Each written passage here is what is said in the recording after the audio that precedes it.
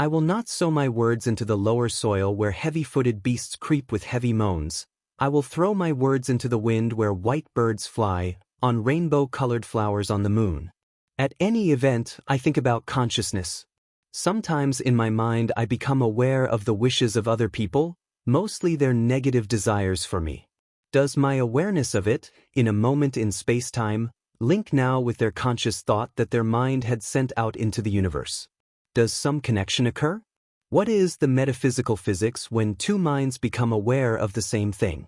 When I become aware of some wish someone had sent out into the dimensional world regarding me, does my awareness change the state of their wish, making it more real, making allowance of some sort? If so, there must be some spiritual physics there, something that is in flux, flying with wings in its liminal potential. Perhaps we can call this agent in the middle, a middle physics, a triaxylate intermediary. One of my favorite things to do in life is, upon the intrusion of a memory or thought of the wish of someone else, whether mere intrusion, or some leftover current floating in conscious subspace, is to dismiss it with glee. I do it all the time and I like it. Now if you hear this, your mind may dismiss the possibility of the power of shared conceptions of consciousness outright, as if thoughts don't meet up, as if our thoughts in our head never leave the skull, and conclude that my theory here is agitated by madness. It may be so, but desperation is the currency of heaven and placidness is the currency of earth, and brilliance or madness waits for each of us, around the corner. The thing is, if someone puts a curse on me, say their bad hope for me, then my awareness of it, I think, brings my inner world closer or nearby, at least in proximity to their world of their bad wish.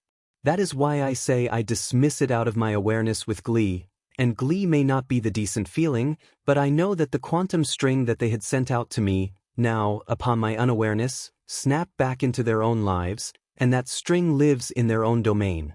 It could not get a foothold. When we watch world politics, for instance, and devour this splendid feast, then our conscious mind believes this reality and quantum conceptualizes it, for lack of a better word. Our minds now pass through the triaxylate intermediary, they meet up and trade. It was as though I sensed God once said to me, "You are stir-frying together."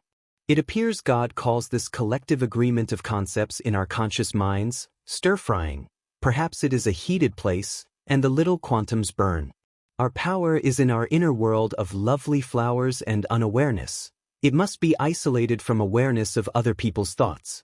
And one last point here, I am always intrigued by the European soccer or football players, their minds that is and their masculinity, and specifically their unawareness of the dark spells of witchcraft coming from the white halls of universities and academia, where the sisters of Isther brew their pots and venom. These sisters are against masculinity, and these sisters want the people to become aware of their wish. The spell needs awareness to work properly. It is the unawareness of the football players that defeat the white witches.